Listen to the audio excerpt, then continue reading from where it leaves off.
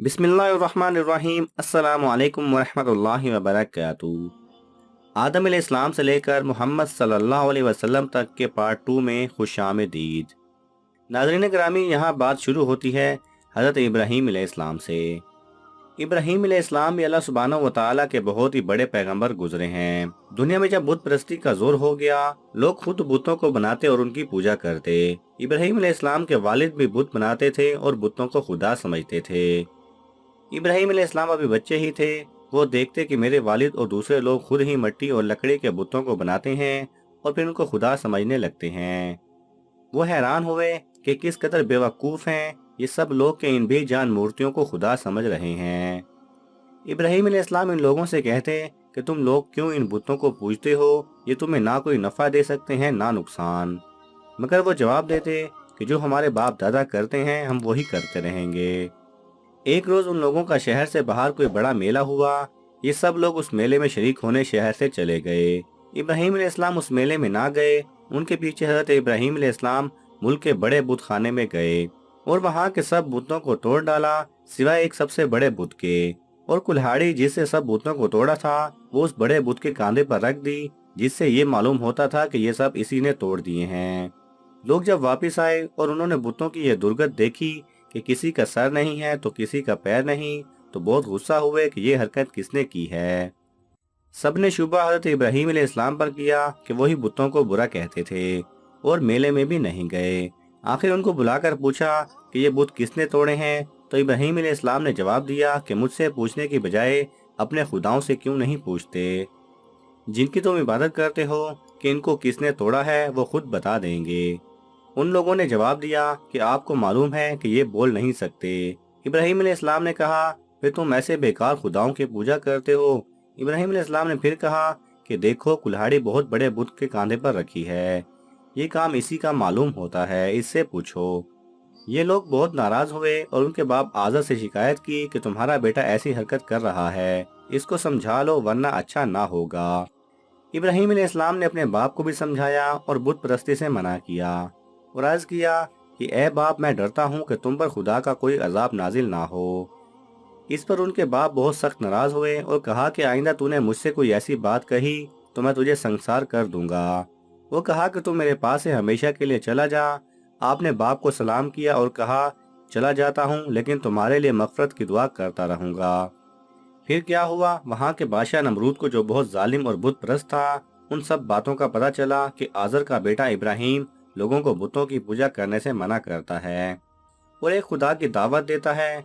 तो उसने उनको अपने दरबार में बुलाया और आप इस्लाम से झगड़ने लगा। हजरत इब्राहीम अलैहिस्सलाम ने फरमाया कि मेरा खुदा तो वही है जो मारता भी है और जलाता भी है।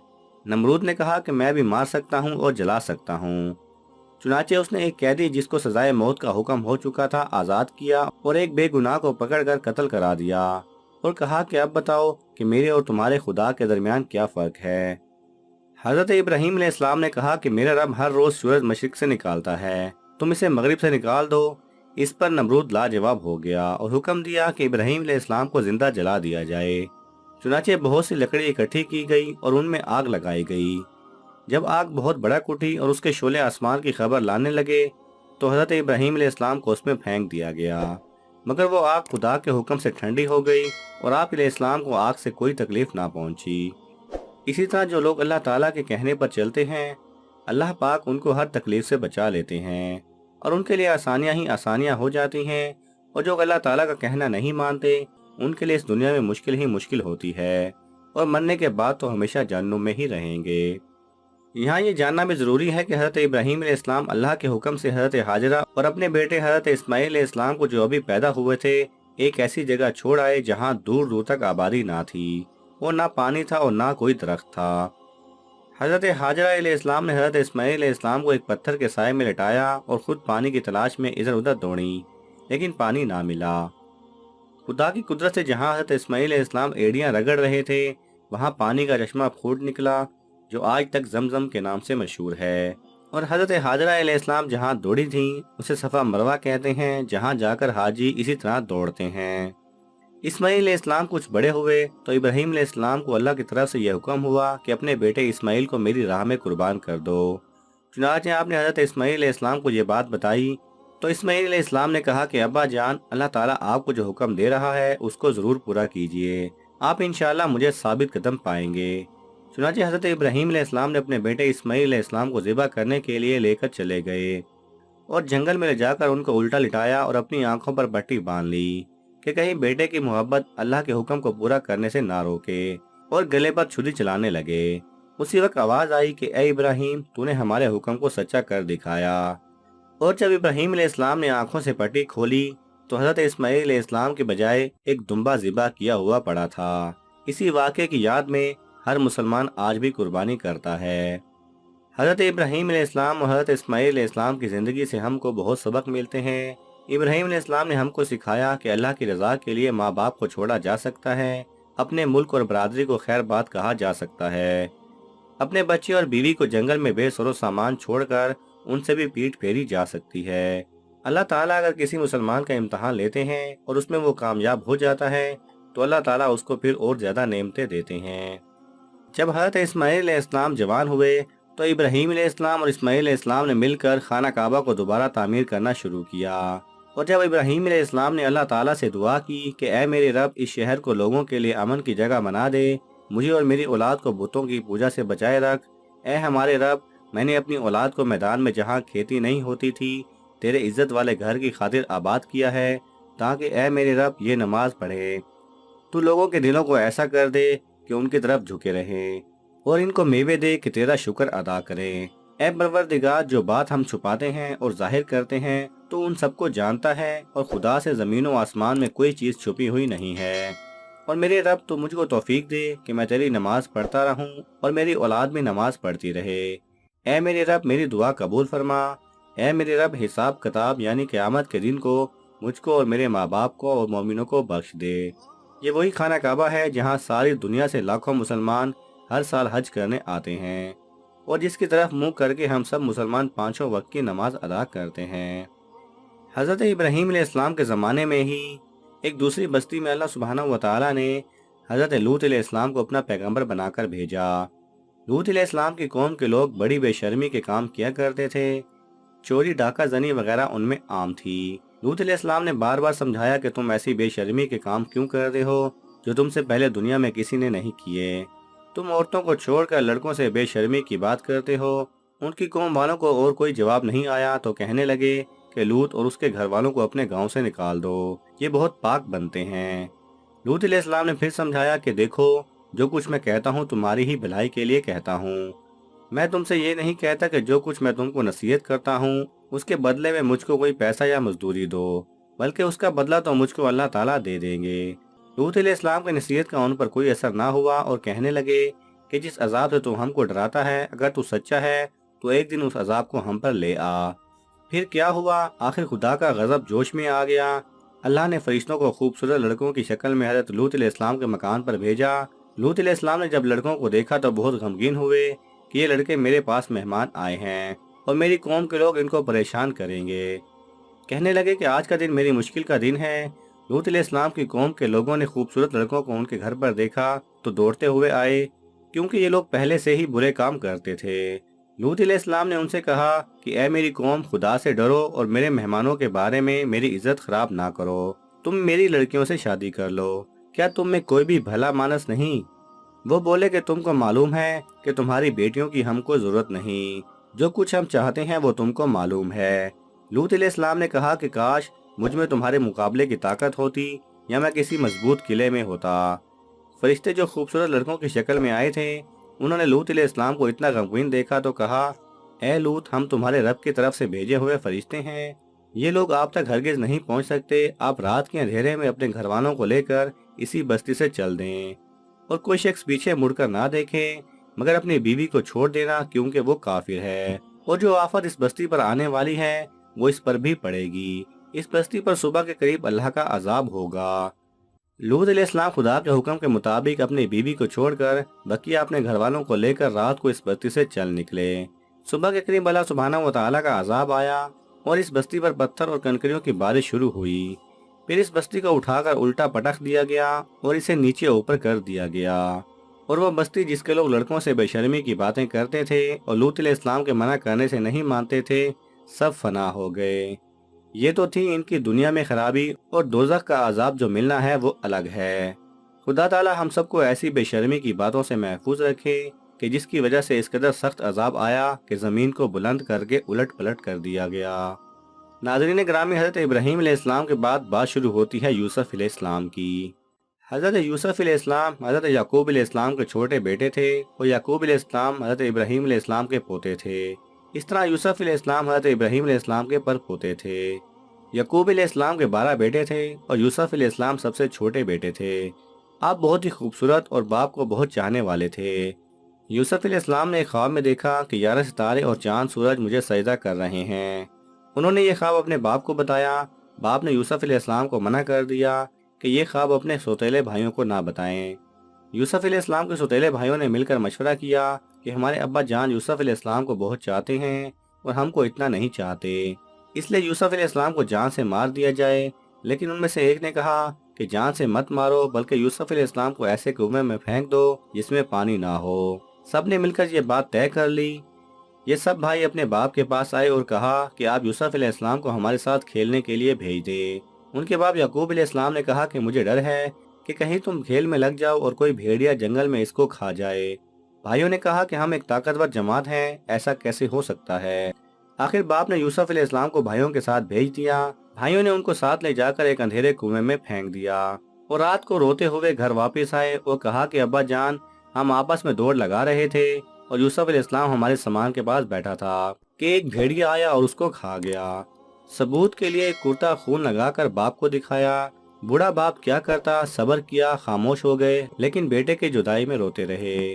جس کنویں میں یوسف علیہ السلام کو پھینکا تھا اس کے قریب ہی ایک قافلہ آیا، اور انہوں نے پانی نکالنے کے لیے ڈول کنویں میں ڈالا۔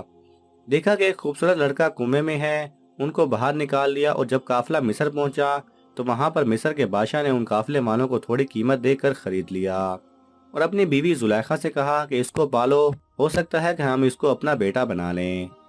حضرت یوسف علیہ السلام جوان ہو گئے، ان کی خوبصورتی، وجاہت اور عقل مندی بڑھ گئی۔ زلیخا عزیز مصر کی بیوی ان پر فریختہ ہو گئیں اور ان کو ان کے نفس کی جانب سے پھسلانے لگیں۔ ایک روز اس نے کمرے کے سارے دروازے بند کر دیے۔ یوسف علیہ السلام نے یہ حالت دیکھی تو خدا سے پناہ مانگی اور دروازے کی طرف بھاگے۔ زلیخا نے پیچھے سے آپ کی قمیض پکڑ لی، جس سے قمیض پھٹ گئی۔ اس وقت عزیز مصر یعنی زلیخا کا شوہر بھی دروازے پر آ گیا۔ زلیخا نے الٹا الزام یوسف علیہ السلام پر لگایا اور اپنے خاوند سے کہا کہ یہ شخص تیری بیوی کی بے آبروئی کرنا چاہتا تھا، جس کی سزا اس کو ملنی چاہیے۔ یوسف علیہ السلام نے کہا کہ میں بے گناہ ہوں، بلکہ یہ عورت مجھ کو پھسلانے کی کوشش کر رہی تھی، مگر خدا نے مجھ کو اس سے بچا لیا۔ آخر یہ معاملہ قاضی کے پاس پیش ہوا۔ قاضی نے یوسف علیہ السلام سے صفائی کے لیے گواہ طلب کیے۔ یوسف علیہ السلام نے عزیز مصر کے خاندان کے ایک معصوم اور ننھے بچے کی طرف اشارہ کیا کہ یہ اس وقت موجود تھا، یہ سچی گواہی دے گا۔ ننھے بچے نے کہا کہ اگر قمیض آگے سے پھٹی ہوئی ہے تو یوسف مجرم ہے، اور اگر قمیض پیچھے سے پھٹی ہوئی ہے تو یوسف سچے ہیں اور زلیخا جھوٹی ہے۔ جب یوسف علیہ السلام کا کرتا دیکھا گیا تو وہ پیچھے سے پھٹا تھا۔ عزیز مصر نے یوسف علیہ السلام سے کہا کہ اس بات کو جانے دو، اور زلیخا سے کہا کہ تم معافی مانگ، حقیقت میں تو ہی قصور بار ہے۔ اس واقعے کی خبر سارے مصر میں پھیل گئی اور عورتیں آپس میں باتیں کرنے لگیں کہ زلیخا اپنے غلام کو چاہتی ہیں۔ جب زلیخا کو اس کا علم ہوا تو اسے اپنی بدنامی کا خیال آیا۔ اس نے ترکیب سوچی، وہ یہ کہ اس نے مصر کی عورتوں کو دعوت کی، وہ سب کے ہاتھوں میں ایک ایک چھری اور ایک ایک پھل دے دیا، اور اسی وقت یوسف علیہ السلام کو وہاں سے لے کر آئی۔ عورتوں نے جب یوسف علیہ السلام کے حسن و جمال اور خوبصورتی کو دیکھا تو وہ سب اپنے ہوش میں نہ رہیں، اور چھریوں سے بجائے پھلوں کے اپنے ہاتھوں کو کاٹ لیا، اور کہنے لگیں واقعی یہ کوئی انسان نہیں فرشتہ ہے۔ زلیخا نے ان عورتوں سے کہا کہ یہ وہی شخص ہے کہ جس کے لیے تم مجھے ملامت کرتی ہو، میں حقیقت میں اس کو چاہتی ہوں، اگر اس نے میری محبت کو ٹھکرا دیا تو میں اس کو قید کرا دوں گی۔ حضرت یوسف علیہ السلام کو جب اس کا علم ہوا تو انہوں نے اللہ تعالیٰ سے دعا کی کہ اے اللہ، تو ہی مجھ کو بچا سکتا ہے، اگر میں ان عورتوں کے فریب میں آ گیا تو میں جاہلوں میں سے ہو جاؤں گا، اس سے یہ بہتر ہے کہ مجھے قید خانہ میں ڈال دیا جائے۔ اللہ تعالیٰ نے یوسف علیہ السلام کی دعا قبول کی اور وہ جیل میں ڈال دیے گئے۔ یوسف علیہ السلام سے پہلے جیل میں 2 قیدی اور بھی تھے، ایک شاہی باورچی اور دوسرا بادشاہ کو شراب پلانے والا ساقی۔ ان کے خلاف الزام تھا کہ انہوں نے بادشاہ کو زہر دینے کی کوشش کی ہے۔ یوسف علیہ السلام جیل میں قیدیوں کو اللہ تعالیٰ کی باتیں بتاتے رہے اور خدا کا پیغام پہنچاتے رہے۔ ایک دن یہ دونوں قیدی یوسف علیہ السلام کے پاس آئے اور انہوں نے کہا کہ ہم نے ایک عجیب خواب دیکھا ہے۔ ساقی نے کہا کہ میں نے دیکھا ہے کہ بادشاہ کو انگور کی شراب پلا رہا ہوں۔ باورچی نے کہا کہ میں نے دیکھا ہے کہ میرے سر پر روٹیاں ہیں اور پرندے ان کو نوچ نوچ کر کھا رہے ہیں۔ یہ خواب بیان کرنے کے بعد انہوں نے حضرت یوسف علیہ السلام سے اس کی تعبیر پوچھی تو یوسف علیہ السلام نے بتایا کہ ساقی تو جیل سے چھوٹ جائے گا اور پھر بادشاہ کی ملازمت میں جا کر اس کو شراب پلائے گا اور باورچی کو سولی پر چڑھا دیا جائے گا اور اس کی لاش کو جانور کھائیں گے۔ ایسا ہی ہوا، اللہ تعالیٰ نے ساقی کو رہا کرا دیا اور باورچی کو سولی ہو گئی۔ یوسف علیہ السلام ان کے بعد بھی سالوں جیل میں رہے لیکن کسی کو ان کی رہائی کا خیال نہ آیا۔ اتفاقاً ایک مرتبہ مصر کے بادشاہ نے خواب میں دیکھا کہ 7 دبلی گائیں 7 موٹی گائیں کو کھا رہی ہیں، 7 ہری اور 7 سوکھی ہوئی بالیں دیکھیں۔ بادشاہ نے اپنے درباریوں سے اس کی تعبیر پوچھی مگر کوئی بھی صحیح جواب نہ دے سکا۔ اس موقع پر ساقی کو یاد آیا کہ اس نے اپنا خواب یوسف علیہ السلام سے پوچھا تھا اور آپ کا جواب بالکل صحیح ہوا تھا۔ اس نے کہا کہ جیل میں ایک شخص ہے جو خواب کی صحیح تعبیر بیان کرتا ہے۔ بادشاہ سے، جس کو عزیز مصر کہتے سے، اجازت لے کر وہ جیل گیا اور یوسف علیہ السلام سے سارا واقعہ بیان کیا۔ یوسف علیہ السلام نے فرمایا کہ اس خواب کی تعبیر تو یہ ہے کہ 7 سال ملک میں خوب غلہ پیدا ہوگا اور 7 سال سخت قحط پڑے گا اور پھر 1 سال آئے گا جس میں خوب بارش ہوگی اور غلہ ہوگا۔ جب اس شخص نے بادشاہ کو جا کر یہ خبر سنائی تو اس نے کہا کہ یوسف علیہ السلام کو بلایا جائے۔ جب وہ دوبارہ حضرت یوسف علیہ السلام کے پاس گیا اور بادشاہ کا پیغام سنایا تو آپ نے فرمایا کہ ان عورتوں کا کیا حال ہے جنہوں نے اپنے ہاتھ کاٹ لیے تھے۔ بے شک میرا رب ان کے مکر و فریب سے واقف ہے۔ بادشاہ نے ان عورتوں کو بلا کر پوچھا تو انہوں نے کہا کہ ہم نے یوسف علیہ السلام میں کوئی برائی نہیں دیکھی۔ یہ دیکھ کر زلیخا بھی بولی کہ اب جب کہ حق ظاہر ہو گیا ہے، سچ بات یہ ہے کہ میں نے ہی یوسف علیہ السلام کو ورغلایا تھا اور وہ بالکل سچا ہے۔ یوسف علیہ السلام جب جیل سے رہا ہو گئے تو بادشاہ نے حکم دیا کہ یوسف علیہ السلام کو عزت کے ساتھ بلایا جائے، میں شاہی خدمت ان کے سپرد کروں گا۔ یوسف علیہ السلام آئے اور بادشاہ سے بات چیت کی اور کہا کہ مجھے شاہی خزانے کا وزیر مقرر کیجیے، میں اس کی بہتر حفاظت کروں گا۔ بادشاہ نے منظور کیا اور انہیں شاہی خزانے کا وزیر مقرر کر دیا گیا۔ آخرکار وہ قحط کا زمانہ آ گیا جس کا بادشاہ نے خواب میں دیکھا تھا اور اس کا اثر اس جگہ بھی پہنچا جہاں یوسف علیہ السلام کے والد اور بھائی بھی رہتے تھے۔ چنانچہ یعقوب علیہ السلام نے اپنے بیٹوں کو غلہ لانے کے لیے مصر میں حضرت یوسف علیہ السلام کے پاس بھیجا۔ جب یوسف علیہ السلام کے بھائی آئے تو یوسف علیہ السلام نے ان کو پہچان لیا اور ان کے بھائی آپ علیہ السلام کو نہ پہچان سکے۔ حضرت یوسف علیہ السلام نے ان کو غلہ دیا اور کہا کہ اگلی دفعہ آؤ تو اپنے دوسرے بھائی کو بھی ساتھ لے کر آنا ورنہ میں تم کو غلہ نہیں دوں گا، اور اپنے ملازمین سے کہہ دیا کہ جو قیمت انہوں نے غلہ کی دی ہے وہ بھی چپکے سے ان کے سامان میں رکھ دو تاکہ وہ پھر مصر آئیں۔ جب یہ لوگ اپنے شہر کنعان پہنچے تو اپنے باپ حضرت یعقوب علیہ السلام سے کہا کہ ابا جان اب کے ہمارے ساتھ بھائی کو بھیجیے ورنہ ہم کو غلہ نہیں ملے گا اور ہم ان کی خوب حفاظت کریں گے۔ جب انہوں نے اپنا اسباب کھولا اور اس میں ساری رقم دیکھ کر بہت خوش ہوئے۔